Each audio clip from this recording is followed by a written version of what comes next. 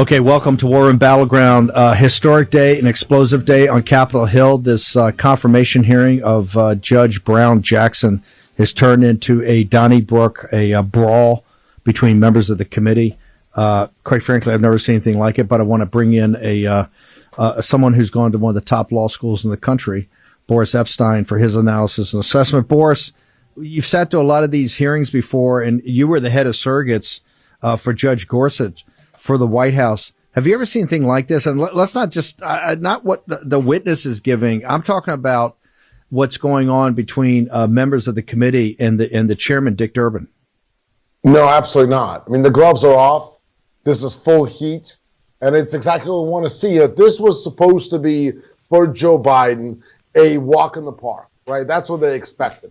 But then this issue that's been driven by the War Room posse of Judge Jackson's leniency on child pornography and other child abuse cases. This was driven by the War Room posse, got them picked up by others in the Senate, and now it's front and center. Ted Cruz today going all in, Lindsey Graham even going all in. So right now it is an absolute brawl, and we haven't seen anything like that before because the gloves are off. Even the Kavanaugh hearings, believe it or not. Now, what the Democrats did was disgusting there because there was so much backroom chicanery and backstabbing and the last minute info from Feinstein, all that nonsense.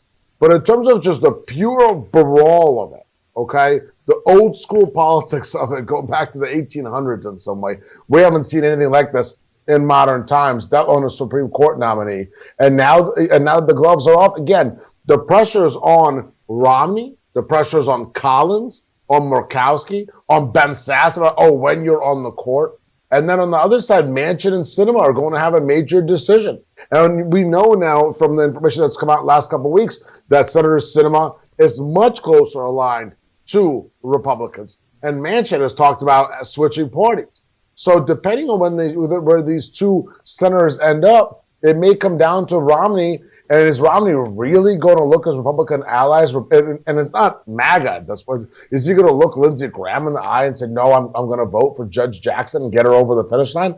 I don't think so. Now nobody really knows with these rhinos. This one from something on the glide slope indicator. Yeah, this one's something on the glide slope indicator to something that's massively controversial. Actually, people are doing head counts now. But just real quickly, this is what I think it's tough for the audience to comprehend. And since you did Gorsuch, Kavanaugh was about something that happened in high school and prep school, right? Drinking beer and the situation with the women. This is central to Judge Jackson. She is as a judge. 48,000 pages. The 48,000 pages of the U.S. Sentencing Commission, of which she was vice chairman, and then the pre-sentencing documents, which supposedly are never supposed to come out, but clearly the White House has them, and they're selectively leaking them, not sharing them with the Republicans, and using that as the basis for her excuse for why justification for why she gave these more lenient sentences. Real quickly, your assessment of holding back documents, and how can this thing go forward until those documents? Ted Cruz almost threw down, or he did throw down on Durbin today about the pre-sentencing memos. What's your assessment? This goes back to the White House.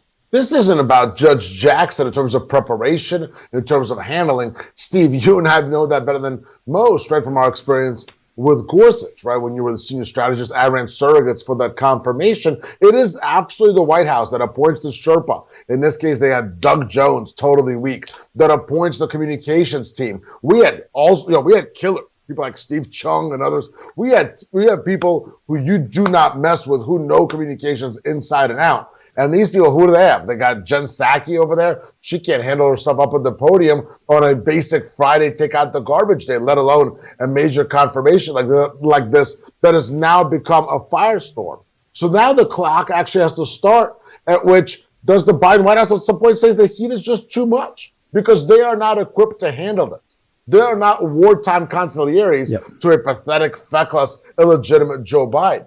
So what are they going to do? How are they going to handle another firestorm? They failed on Afghanistan, failed on the border, failed on the economy, failed on Ukraine, and now they're failing here. So it's the clock. I want to reiterate to the audience. Yeah, I want to reiterate to the audience. MSNBC is not showing any of this. That's Ari Melber. That's how afraid of this they are, Yes. of her performance. And this is going to come down to Republicans. Speaking of Republicans, we got Jane Timken. She's running for the United States Senate in a very tough primary in Trump country in the state of Ohio. Jane, first off, let me ask you, if you win the primary and win the general, one day you'll sit for Supreme Court hearings, maybe not on judiciary, but you'll vote. Give us your assessment of what you've seen so far, ma'am. Oh, she's absolutely disqualified. The question on child pornography is disqualifying. When she could not answer the question of, can you define a woman? It shows that she is beholden to the progressive radical left, that she's too afraid to say what a woman is, that she's too beholden to the birthing mother, birthing person culture.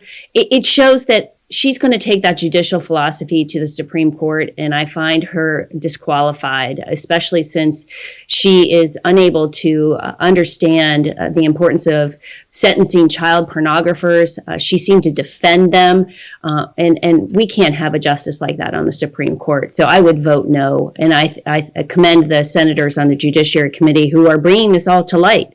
This is part of the progressive left to try to erase women, and just like my primary opponent, Mike Gibbons, who tried to erase my legal career and other careers, saying, oh, I don't think she ever had a job. Well, Steve, my biggest job was to deliver Ohio for President Trump in 2020, and I delivered. And so the question in this race is, who is best equipped to represent Ohio and do the right thing in the United States Senate? And that's me. I know that you're well aware of the antics and circus from Mike Gibbons and Josh Mandel from their performance in our recent debates, where they almost came to blows, and then Mike Gibbons doubled down and was almost incoherent in his defense of himself.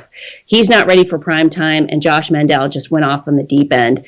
We need people who are serious, who can advance the America First agenda and get things done, not performance artists and circus barkers. So I'm going to get to that in a second. I'll come back to that. But I want to go back to disqualified. You're saying you've heard enough. That if you were on judiciary, you would not vote it at a committee, and if you were not on judiciary, you would not vote. So you're saying right now, I just want to go back and make sure, just lay it out for us, your two or three biggest things. You're saying, to your knowledge of what you've seen so far on day 3, before the end of day 3, that she's disqualified from being a Supreme Court justice, and you would not vote to confirm her. Am I hearing that correctly? Absolutely. I would not vote to confirm her. She's disqualified. For me, it was she couldn't define a woman, her defense of child pornography, and quite frankly, her support of the critical race theory. That is the indoctrination of our children that is, quite frankly, destroying our country from within. The stories I hear from parents that their kids are being indoctrinated are quite shocking. When a child of 14 is told you will always be a racist, no matter what you are, what the color of your skin, because you're white. This stuff is, and it's teaching kids to hate America. And she's beholden to the radical left because she won't even define a woman, and she supports critical race theory. This is the kind of person who should not be on the Supreme Court.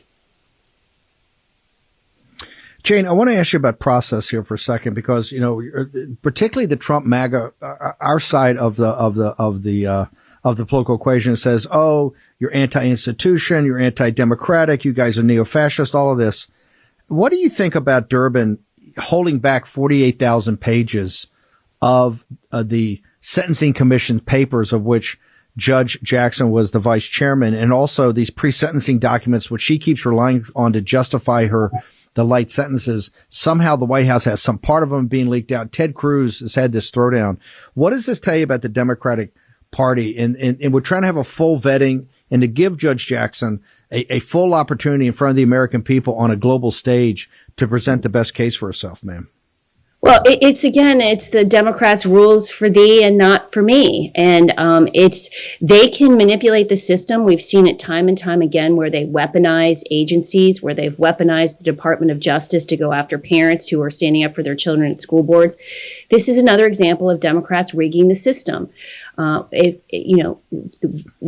Judiciary Committee has the right to have the full documentation of Judge Brown's sentencings, her opinions, her rulings, and to have it leaked piecemeal by the White House to defend her when was asked to have the full documentation, it's outrageous. And again, they are attempting to manipulate the situation and manipulate the American people.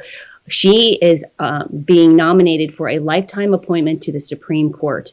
And so the Republicans are justified in being outraged by the way that this has been handled by the White House and Senator Durbin. You said a minute ago about two of your opponents, and this is a very tight and quite frankly tough race in Ohio. You said it was what happened the other night was performative, and Ohio doesn't need circus barkers. Go into details. What was it specifically that upsets you or caused you concern or you think is unbecoming for people who want to be in the Senate to represent Ohio? What was it specifically that you disagree with? Well, we saw on a debate stage Friday night, two of my opponents get up, almost come to blows, yell and scream at each other. One who will not man up and admit that he made a very derogatory comment that starts with a P on a live mic. This is a serious race. We're running for the U.S. Senate. I can't even imagine a township trustee acting like this. And so it just shows that these two gentlemen are not ready for prime time. They are not ready to defeat Tim Ryan. Tim Ryan is laughing all the way to the bank on this one. He's looking at the performance of Mike Gibbons and Josh Mandel on Friday night and saying, oh, I can't wait. We have to win this seat. And especially when Mike Gibbons' performance on Monday night, when he doubled down on his comments on me, misogynistic Mike saying, oh, well, she's never had a job. I'm sorry. I've practiced law for several years. I was a magistrate in common pleas court, and I have been the first female chair of the Republican Party in Ohio, and I delivered for President Trump. This guy is not ready for prime time, and he's got a glass jaw. He can't take the heat. And as I said, this race is going to be a top race. Tim Ryan is going to be competitive. We need to have people who are strong enough to defeat him. And I am the best person to defeat Tim Ryan. He does not want to run against me. What is about Mike? This is the second time. What started that quasi brawl the other night? He made a comment. Josh was cutting off his introduction, but he made a comment about Josh had never had a job or never worked in the private sector. I think it was. Josh has obviously served his country and been an elected official. And yours was you essentially never had a job. I'm confused about Mike Gibbons' line of attack here. What is he trying to what is he trying to prove? That being an investment, being an investment banker, don't know if that's always the best. It's a good job. I'm sure as you sit there and say it's better than anybody else's, but I can't understand what Gibbons' angle of attack is on this. Do you? I really don't understand it. I think he thinks so highly of himself that he's the only person in this world who's ever had a job or ever accomplished anything. And I'm sorry, he's so out of touch that he doesn't understand how his comments affect Ohioans and especially the comments. Look, I can tell you his comments offended women. His comments offended our veterans and our military. He is disqualifying himself right off the bat. And he's so arrogant and out of touch that he is not qualified to serve in the United States Senate. What do you mean? What do you mean by Mike Gibbons has a glass jaw? Well, if anyone questions him, he goes off the deep end and he can't respond. He's not been tested. In running for the U.S. Senate, you've got to run through fire. You've got to be able to handle everything that the Democrats are going to throw at you. And, as the former chair of the Republican Party, I know how to defeat Democrats. And they've thrown a lot at me because I was out there defending President Trump and defending Republicans and the America First agenda. And so I've been there with the attacks from the Democrats constantly when I was chair of the party. They're going to do the same tactics in this race in Ohio. This is a battleground state. I'm proud to say that I turned it red, but we've got to keep this seat. And Mike Gibbons is so used to no one questioning him. He's not prepared to be a U.S. Senator.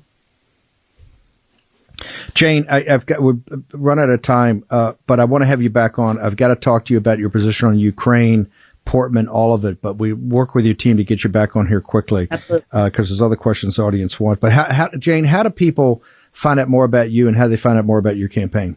Great. Jane Timken for Ohio.com, Jane Timken for Ohio.com, or Jane Timken OH on social media.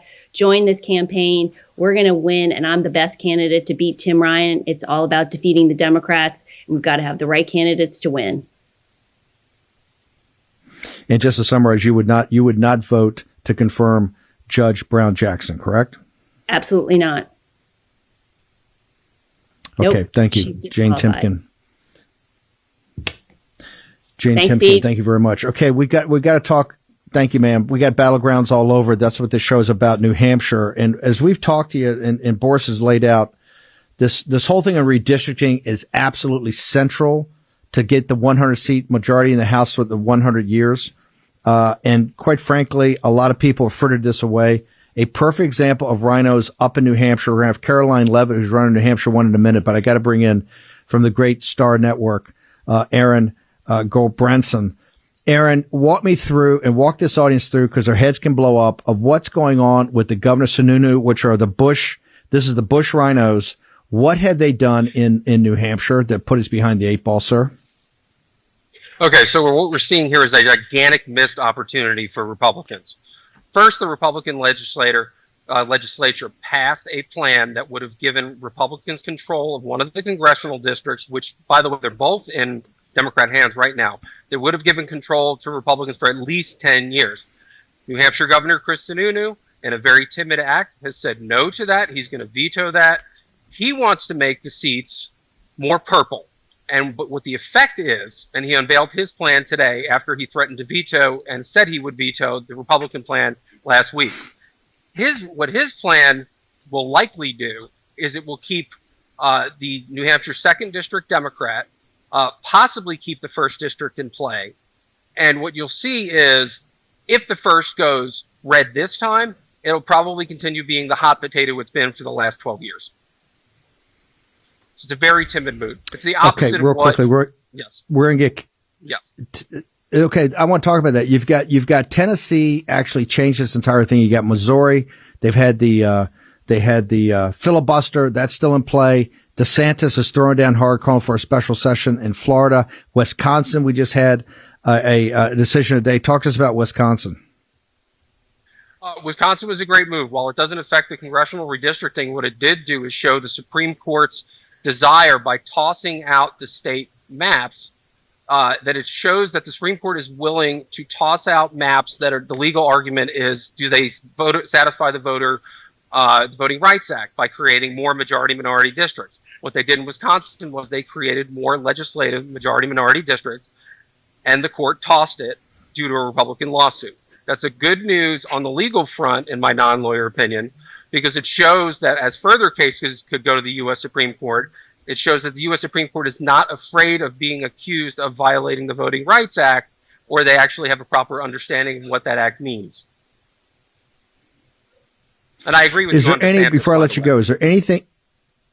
Yeah, DeSantis is throwing down. It's fantastic. And even in Missouri, Greitens, these guys are really fine. That we owe this, I think, to the great patriots in Tennessee. Real quickly, is there anything people can do about Sununu today in New Hampshire? Because this is another absurd conclusion by the rhinos. Is there anything people can do on this? I mean, I think they need to flood his office with phone calls and simply ask him a very simple question. Are you happy handing Democrats 2 congressional districts in a year that we are trying desperately to fire Pelosi? Is he happy with that? Aaron, how do people get to you at the Star Network? Go to the TennesseeStar.com, as well as find me on Getter as Aaron Gulbranson. Aaron Gulbranson on Getter. And Aaron handles all the House races, the 30 that we're watching closely in 2020 from the Star Network. Aaron, thank you very much. Appreciate it. Thank you, sir. Boris, I want to go back to Boris for a moment before I bring in Karoline Leavitt, who worked over at the White House for President Trump. Boris, explain to me the fights we got in Missouri on redistricting, the fights we got in Florida. And it's so great. I'm having people that are going to meetings at parties saying, hey, I'm all over redistricting because I saw it in the war room, and now I'm mesmerized by it. What is the problem with guys like Sununu? Why are they doing this to make these districts, instead of being the R plus that they should be, he wants to make them purple? Why is this happening? Sununu. You've got Governor Parson in Missouri, the legislators in Florida who are pushing back against Ron DeSantis. These are these country club, khaki Republicans who are just more comfortable with having Democrats. And you know what it goes back to, Steve? It goes back to what we've talked about so many times on this program. Always signal, not noise, for this audience. It is all about the uniparty. They're just more comfortable having some Democrats around and then using that to say, hey, we didn't get anything done because we had the Democrats around. That uniparty nonsense, that uniparty BS is done. The MAGA takeover of the Republican Party is complete, and that is why Sununu doesn't really have a political future. That's why rhinos all over, that's Ducey in Arizona isn't running for Senate. You got patriots like Blake Masters over there. And you've got in Missouri, Parson, where's he going to go from now? Nowhere. And Greitens, even no matter how hard they're attacking him, and they've got these hit jobs coming out from the swamp, he's standing strong. And today, actually, an investigator who was going after him just admitted to lying and falsifying out evidence, pled guilty to it in court. So what we have is continuous wins by MAGA all across the country. But then you still have these swampy Republicans trying to punch back, and that's why it's so important to not let any of it go by. We won in Tennessee. We won in Kansas. We've got to have the same kind of wins in New Hampshire and Missouri and Florida on redistricting, Louisiana as well. Okay, let's go to Karoline Leavitt. Karoline's run up in New Hampshire won. Karoline was part of the Trump White House. Karoline, you're pure MAGA. How's the campaign going up there? Well, thanks so much for having me on, Steve. Our campaign is surging, and the recent news around redistricting is definitely very disappointing. But look, we are running hard in the America First lane, and we have the support of the people up here. That does not happen. Apps do not happen. That support is not going to go away. I'm on the ground today, running around on the campaign trail. I actually just sat with a Democrat today, Steve, who told me he gave thousands of dollars to my Democrat opponent, and he would piss on him if he was on fire. So I don't care where the lines are drawn. We are going to flip this seat. We have raised more money from the people of New Hampshire than any other candidate in this primary by far. We need all the resources we can get to continue getting our America First message out there because it's working. Karoline, real quickly, how much is Sununu's decision today going to affect, after your primary, going to affect the general election, your ability to actually win the seat? Well, look, the maps are still up in the air. I know the governor is fighting with the state legislature here in New Hampshire. They're going back and forth. So we don't exactly know where the lines are going to be drawn, which is unfortunate as a candidate. I want to know where I need to campaign, where I need to get out and meet voters. But we're still traveling around the district. And look, I'll tell you, Chris Pappas, my Democrat opponent, is underwater. This is still a competitive seat no matter where these lines are drawn. And in this midterm election year where my opponent is voting with Nancy Pelosi nearly 100% of the time, in AOC 90% of the time, we're going to beat him no matter where the lines are drawn. And again, we are pulling the support of the people, certainly on the Republican ticket, but Democrats and independents, this is the live free or die state.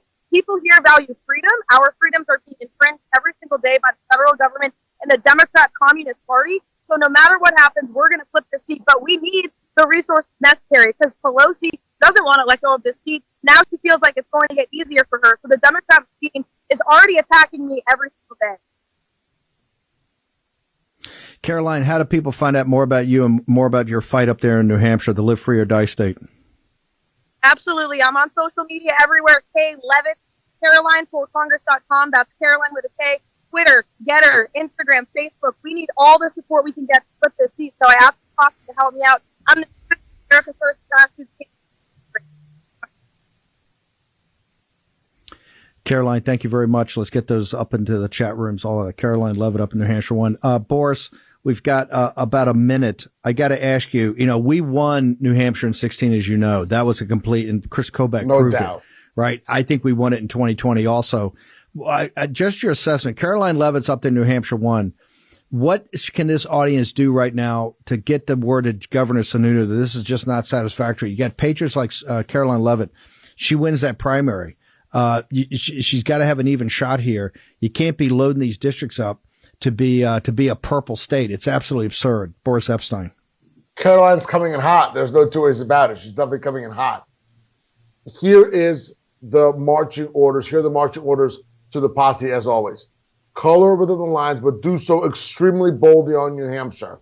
Get on your phones, get on your emails, text messages, and to the posse in New Hampshire, want to show up over there, want to show up at the governor's mansion, want to show up at the state house, color within the lines, but color boldly. Let Governor Sununu know that you will not accept this purple compromise. You will only accept MAGA maps in New Hampshire, in Florida, and Missouri, and in Louisiana. The MAGA is the only way to go. So to the patriots in New Hampshire and all across the country, let's get the public information for Governor Sununu up in the chats. Let's get it up on the Chiron and make your voices heard.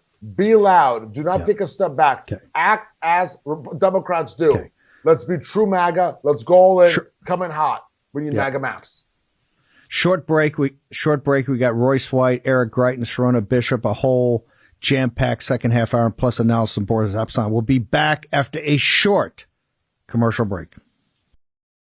War Room Battleground with Stephen K. Bannon. Okay, welcome back. We're in the War Room Battleground. Got another intense 30 minutes here. Let's go out to Minneapolis and Royce White. There's another tough race out there against Omar and the squad. Big article today in The Guardian about Royce White's candidacy. Royce, walk us through what The Guardian said about you today. Me back, Steve. I appreciate it. And I'm not certain whether or not this piece in The Guardian was a hit piece or a one to prop me up and promote me. But here's what I think about the piece in general. This is what happens when the establishment knows they should fear you and would like to assassinate your character, but they secretly kind of admire you and think you're a badass at the same time, right? So they have to assassinate your character in a way that's subtle as to not compromise their previous positions on certain topics, such as, for example, race, black people, black men, mental health, things of that nature. And, this is why it's important for competent black men to put pressure on the system by leaving the Democrat plantation. When we do that, as I have done, we put the establishment in an awkward position. And over the course of my lifetime, I've done things, I've said things, I've written things, I've stood for things that it's going to be very hard for them to categorize or miscategorize or misrepresent without completely discrediting themselves. And in this piece, I was fortunate enough for them to, quote me directly from a piece I had written on Substack, and they picked probably the best quote out of the entire piece, in my opinion. So, again, as far as hit pieces go, this was incredible. I'm actually thankful. I think The Guardian just endorsed me for Congress here in CD5. Have you, as you've started your campaign, tell me what the response is in the community out there. Or do you feel like you're getting traction? I know you've been going door to door a lot and having small meetings with people. Or is it starting to resonate with the community out there that you're a viable candidate to really go after Omar and kind of her radicalness? Absolutely, it is. But one other thing I'd like to address about this Guardian article, Steve, if I can. Because there were some things that were completely unfounded in reality and not true. And we'll be reaching out to The Guardian to hopefully have them amend those things. But the main thing is this George Floyd issue. And I want to get real clear with this George Floyd issue for our audience and our base. Because in this article, they presented it as though I led anti-racism protests during the George Floyd situation, which is completely untrue. The protests I led weren't about anti-racism. They were anti-establishment and they were anti-tyranny. Okay. And what I did was I took a ministry of truth into the belly of the beast at a time when chaos and violence were out of control in the community. And we promoted and advocated for peaceful protest at a time when the protest wasn't peaceful. And we were successful in leading several 8, 10 peaceful protests that not only changed the momentum and the feel of the environment here in the Twin Cities, but they also elevated the conversation to a place where citizens needed to focus their energy on where corruption really was in our system, regardless of party, which is why we led 18,000 people to the Federal Reserve and not the first precinct. And we did that on more than one occasion. So, that was my involvement with the George Floyd protests, and I'm proud of that. I think it's an accomplishment. And also I'd like to say that, regardless of how one feels about George Floyd or that situation, I think it's safe for all of us to say who lean more conservative, Republican, libertarian, populist, that any time in history, in any country where the state becomes tyrannical, the police carry those marching orders. Law enforcement carries those marching orders. We saw it with the vaccine mandates. We saw it with January 6th. We see that the intelligence community has tried to undermine and subvert Donald Trump. And if you look at the law enforcement or police, factually, as the lowest rung of the military-industrial complex, you could take a General Milley, for example, who completely undermined President Trump during his time in office and did what many should consider treason and talking behind his back with the Chinese. So I think now it's a good time for me to come into the populist movement because there was much for us to take from a situation like George Floyd, and mainly that we always have to be conscious about the scope of governance and the authority that we hand our government as individual citizens. That's it. So the reason I saw you, and I remember you used to be on MSNBC all the time, is when you led the 18,000 people and you led them to the Federal Reserve, not to the George Floyd Square. And I said, this guy's onto something. But is that now that you're actually running for office against Omar and everything you're trying to do is compare and contrast you with Omar, is that in your mind right now getting traction in the community? Absolutely, it is. I think people, irregardless of party, are very unhappy with Ilhan Omar specifically. They're very unhappy with the results that have come from Democrats, but they're also open and amenable to the idea that there is a system, that system does hold some culpability and guilt. They're just having trouble articulating and identifying which institutions and systems they need to point their energy towards, which is another reason why I led the 18,000 to the Federal Reserve. And I think that what people are saying in response to my candidacy is that I'm a person who's serious. I've taken the time to think about these issues, which the Guardian kind of scoffed at. The writer made the suggestion that me writing a 3,500 word open letter, is some sign that I'm not focused, which is a telltale sign of how disconnected the media has become from serious critical thought. But the people here in Minnesota seem to appreciate it. And I think they want people that represent them who do take these issues serious and who are going to take the time to think through them. And most of all, be honest with them. I think people understand that they've been lied to. And there is a radical liberalism that's on the rise and that's afoot. But the results haven't yielded. And I think people are getting wise to that. Royce, I also think you're fourth or fifth generation Minnesotan, and I think that resonates with people also. Royce, how do people follow you on social media and how they find out more about Royce White in this campaign? We're going to get this Guardian. The Guardian did it as a hit piece, but it actually, I think it shows you in a very good light, and people got to view it as a left-wing hit piece. The Guardian is the biggest and most influential paper in the world on the left, but it shows you how much they fear you. To go after you so early in your campaign. So how do people find out more about you, Royce, and more about your campaign? Yeah, you can go to roycewhite.us. That's our campaign website. You can also follow me on Getter, and you can also follow my Substack.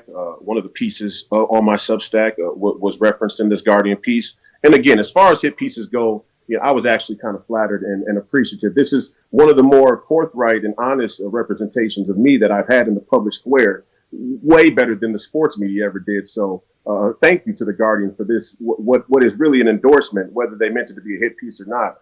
I'm kind of happy with it. So it's the Guardian. You just got a full heckle from Royce White at Minneapolis. Royce, thank you so much for joining us, taking time away from the campaign to join us today. Godspeed, brother. I appreciate you. Thank you. Okay, before we go back to Boris, I want to get in Commander Greitens. He's busy. Commander, obviously a bunch of turmoil this week in the campaign. I understand there's some reporting coming out that we'll deal with tomorrow on the show. I don't think it's out yet, but there's a situation, I think, with an FBI person that lied that's now been charged. I want you to go through that. But the question I've got to tee it up is, why do all these authorities, why are they coming after Eric Greitens? Why? I know what the James O'Keefe's got the same situation, but why are they coming after Eric Greitens? Steve, I am an America First patriot. I am a MAGA warrior, and they come after me for a very simple reason. I take on the left, I take on the mainstream media and the propaganda press, and I also take on the rhinos. You know, Winston Churchill said, if you stand for something, if you fight for something, you're going to have enemies. And Steve, we have all the right enemies. And we've got the left coming after us and the mainstream media and the rhinos. But you're right, Steve. Today was a great victory because what happened was when I was governor, I was attacked by a George Soros-funded prosecutor. They engaged in a criminal conspiracy and a witch hunt to drive me from office. They were charged with 7 felonies for perjury and evidence tampering. And today, the corrupt former FBI agent, William Tisby, pled guilty. They pled guilty. And what everyone recognizes now is what we said from the beginning, that this was a criminal witch hunt against me.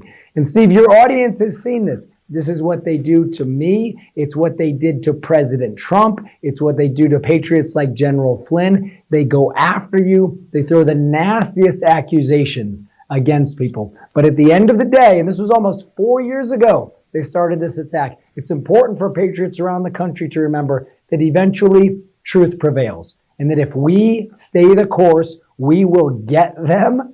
We will defeat the left, we'll defeat the mainstream media, and we will be able to take our country back. And then if you give a heads up, I take it there's some stories coming out. I take it late tonight or tomorrow that's going to delve into more of the details related to the situation with your ex-wife, and we'll be able to report on that tomorrow. Is that my understanding?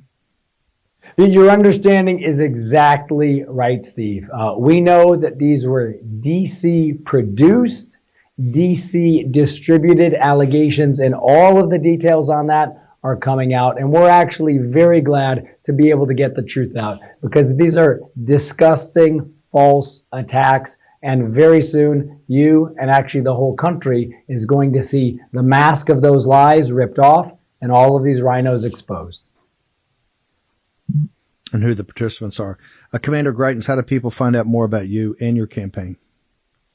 Hey, Steve, we'd love to have everybody come out and join us. Help us to take the country back. We're at ericgreitens.com. That's www.ericgreitens.com. Come on out, join us, become one of our foot soldiers for freedom. Join us in this fight, and we're going to take the country back. Eric Greitens, thank you very much, Commander. Appreciate you coming on the show. Yeah, sir. Appreciate you. Boris, I want to go to you. The first part of the show, we lost Boris? Okay, fine. I wanted to get Boris here for a second because the importance was in the first part of the show, we were showing rhinos that are doing this, you know, whether it's Sununu in New Hampshire, you had the governor of Missouri, the situation with the redistricting. You had the legislators in Tallahassee that had fought Governor DeSantis on this critical redistricting. The second part, you've got the Guardian, the most left-wing paper. I want to get that article up everywhere. What they go, and they actually give Royce Wright a big compliment at the end. They say, hey, this guy is probably could be a big player in politics. But what they do is that they basically go and talk about a lot of stuff he had in the NBA and in college. So it's you see the left's coming after him hard. They see him as a real threat to take on the squad and to take on Omar. And of course, Eric Greitens, this I think 7 felonies. The FBI agent, former FBI agent, pled guilty today. There'll be more information out here. A couple of blockbuster stories are coming out about the swamp, how they're trying to take down Greitens on the situation with his wife. Let's stay in Missouri. Let's go out to Southwest Missouri and near Joplin, John Putnam. And this is a perfect example of the grassroots of getting involved in the precinct strategy. John, we got a little bit of delay on our connection here, but tell us about your involvement. Tell us what's going on out there in Southwest Missouri, sir. Steve, it's a real privilege to meet you. I've been a big fan since your movie In the Face of Evil. So I've been following you a long time. I got started very early in politics. My parents were involved, and in 1964, my mother started passing out a book by Phyllis Schlafly called "A Choice, Not an Echo." I was in high school and very early got the education that there are two Republican parties. In those days, we called the Rhinos the Rockefeller wing of the Republican Party. But so that was my introduction in the early '80s when we came back to Missouri after a few years of being away in our early marriage. I was frustrated. I got involved in the Reagan campaign, but I was frustrated at flying flags on the corner, holding up signs, calling the legislator and trying to make a point, and ending up simply as a tally mark on some legislator's desk. And I wanted to be more effective. Accidentally got involved in the precinct position for my precinct, my wife and I, and suddenly when I got on that committee in 1985, I think it was, I began not just to call my legislators, but I found that they called me back. And so I began to have a face-to-face relationship with my legislators, and as I progressed up the organization chart in Missouri, ultimately was on the state committee, was county chairman first, and then on the state committee and delegate to the national conventions and such. I found out that every level you move up, you increase your effectiveness, and you begin to really make a difference. We didn't get enough. In 2010, Dan Schultz and I, as part of the Tea Party, began to recruit people in the precinct strategy that we were so familiar with. And I got maybe a dozen people on the committee and have some neat stories about that. But since you came out with this a year ago, I've had over 200. I'm Dan's go-to guy in Missouri. We've got a personal touch here rather than just a website to go to. And I've been referred to over 200 people interested in precinct positions in over 46 counties that I've reached out to personally, and they are getting lined up and fired up. I really don't believe that we will change if we get another America First president and don't change the RNC, who currently has $80 million and won't spend a penny of it on election integrity. I'm afraid we'll be in the same situation where things don't really change again. For my 40 or 50th year in working in politics, and this is my last go round. We can't have that happen. So John, we've got only got a few minutes here, but we got 200 right now. How do we get 2,000? You go to precinct strategy. Give your shout out right now. Missouri is one of the toughest and best Trump states. We need many more patriots turning out. Go to precinct strategy. How do they get to your personal information? How do they get to you, John Putnam? Because the way we're going to do this is village by village, and we need Missouri. You've seen this redistricting fight. We need Missouri at the tip of the spear. If they go to Dan's site, precinctstrategy.com, click on Missouri, they will find my website, which will link them directly to me. The important thing about being on here today is that the precinct positions in Missouri are a ballot elected position.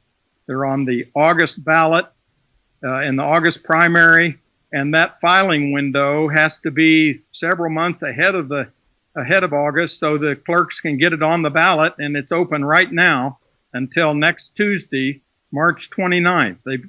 Anybody can fill these seats that are elected every 2 years, and we can put America First people on the ballot in Missouri. And then very quickly there are organizational meetings in all the counties mid-August.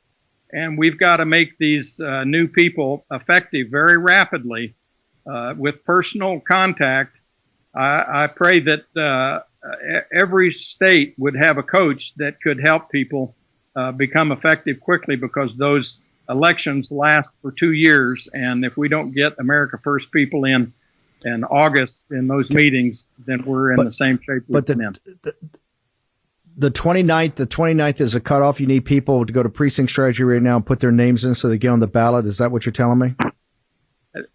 That's the cutoff, but they need to go to their county clerk office and file. They show an ID. Most counties don't even have a filing fee, but they fill out a form and they're on the ballot in August if they get there by March 29th, next Tuesday. Okay.